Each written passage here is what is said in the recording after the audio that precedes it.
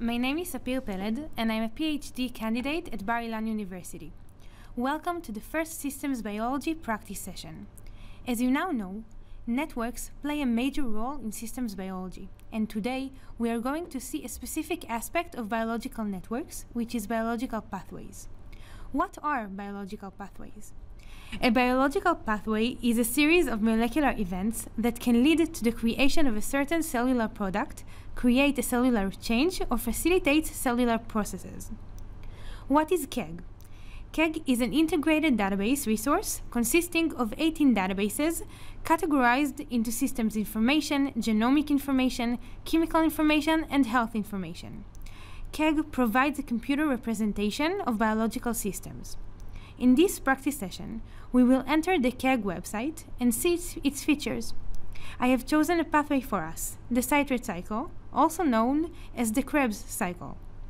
This cycle is a very famous biological pathway, and it describes the final steps of oxidation of carbohydrates and fatty acids. Let's enter the KEGG website. On the search line, I am writing citrate cycle and press search. This is the results page, showing relevant results for pathways, modules, and genes. In the pathway section, there is only one pathway, and I will press its identifier.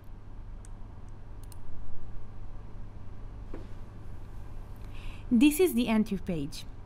The pathway's name can be seen on the second section. The section below shows a description of the pathway. There is a general characterization of the pathway and a verbal description of the processes and metabolites involved in the pathway. Each pathway is a part of a larger family. In this case, the citrate cycle is a part of the carbohydrate metabolism family, and this family is a part of the metabolic pathways family. If we press the bright hierarchy button, we can also see other pathways that are part of these families. A pathway map is a visual schematic representation of the pathway. Let's open the map. If you press the Help button, you can see the meaning of objects and arrows on the map. A rectangle represents a gene product, which is mostly protein, but can also be an RNA molecule. A small circle represents a chemical compound, DNA, or other molecules. This shape represents another pathway map, as many pathways are connected. This is the map. If we press on a gene product, we can see its name, definition, and in what pathways and diseases it is involved. For example, 1.1.1.42, this one here, is isocitrate dehydrogenase. We can see that its symbol is IDH1 or IDH2, and it is involved in several pathways. Looking at the map, we can see that there is a molecular interaction or relation between IDH1 and isocitrate. Let's go back to the entry page. We have reached the module section. KEGG module is a collection of manually defined functional units. These functional units are used for annotation and biological interpretation of sequenced genomes.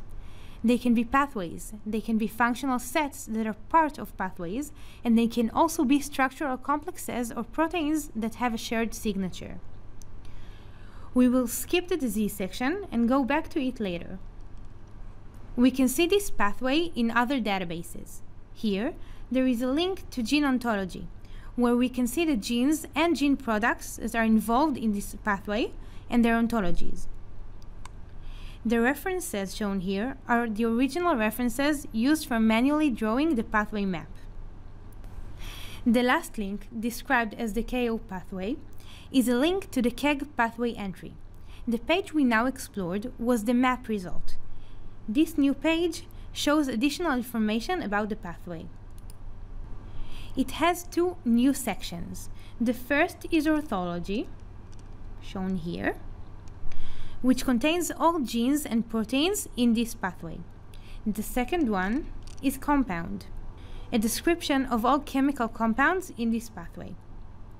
Now let's go back to the disease section. The disease section shows diseases or family of diseases that are associated with genes in the pathway.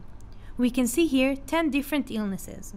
Let's review one of them, the mitochondrial complex II deficiency.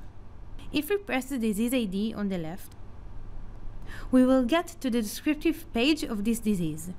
We can see that it has two other names, succinate dehydrogenase deficiency or succinate CoQ reductase deficiency.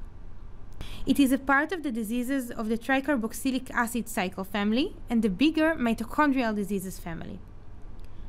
In this lesson, we started from the pathway and found diseases related to it.